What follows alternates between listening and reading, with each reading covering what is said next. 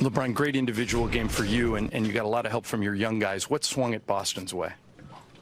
They made timely shots. So, I mean, we had cut it to single digit in the fourth quarter, but we gave up an offensive rebound. Kyrie hit that big three, and that was a tough blow for us.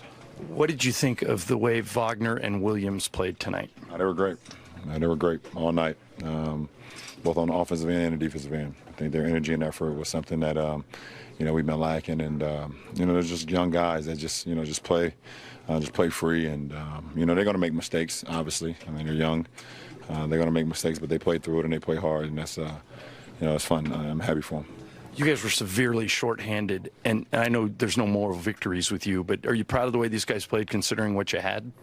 I do like the way we played. I thought we shared the ball, for the majority of the game. I thought we defended them, for the majority of the game. And I mean, that's a very good team over there.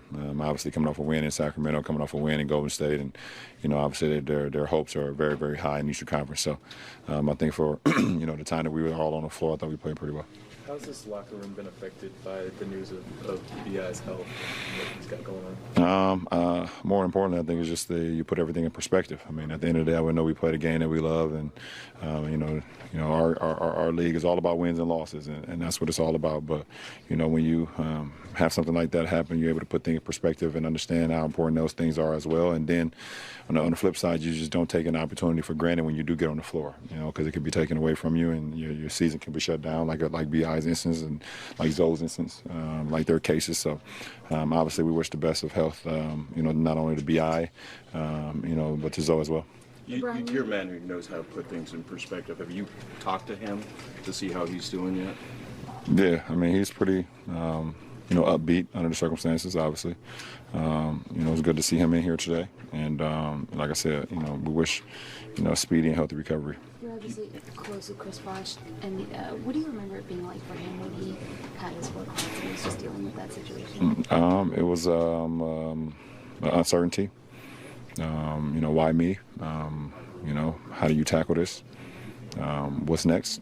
It's a lot of things that go through your head, and you just got to trust you trust the medical staff that that's put in place for you. You get your second opinion if you need one to clear your head, and you do take the necessary steps to getting back to to being healthy. That's what's the most important.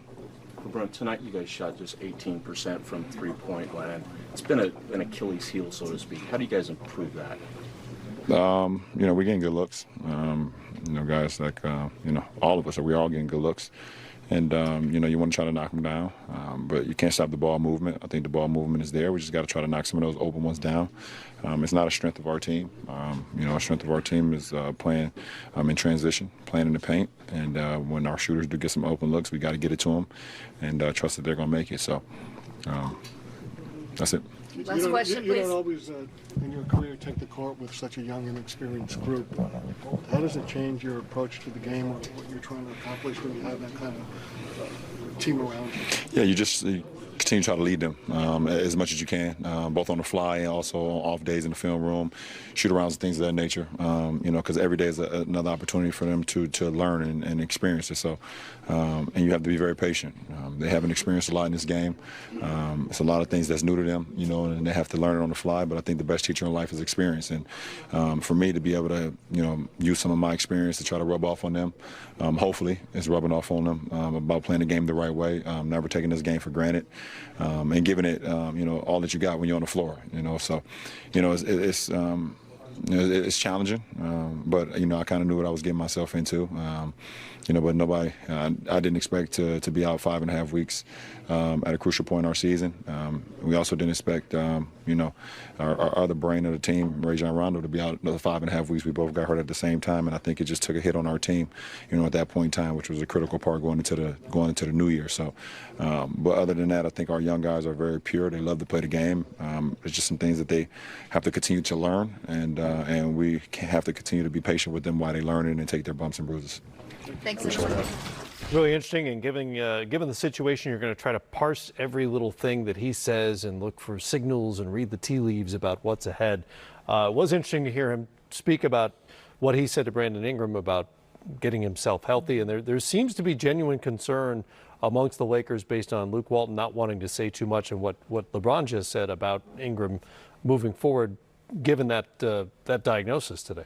Well, it's interesting because he knows what it's like because he was teammates with Chris Bosh also. So to have that type of diagnosis now, LeBron talked about it being in perspective of like this has nothing to do with basketball. Now we're talking about like life and taking care of yourself and being healthy. So you feel for them in that way. And then I also love the fact that he kind of gave the whole overview of the season. Like it wasn't a failed season initially. We forgot about Rondo getting injured, with LeBron being injured. And so with those injuries there, and I think it was around December, the Lakers never really recovered from that. So I think overall, they're not in panic mode as much in LA as it may seem for us on the outside looking like, oh my God, what are they going to do? Okay, Luke's job might still be in jeopardy, but beyond that, I think all the guys still may have a job unless they can get AD.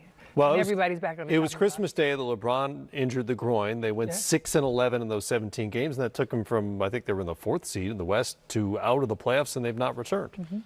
Yeah, about that. I'm not trying to just bang on the Lakers. I would let the Lakers use the injuries as an excuse.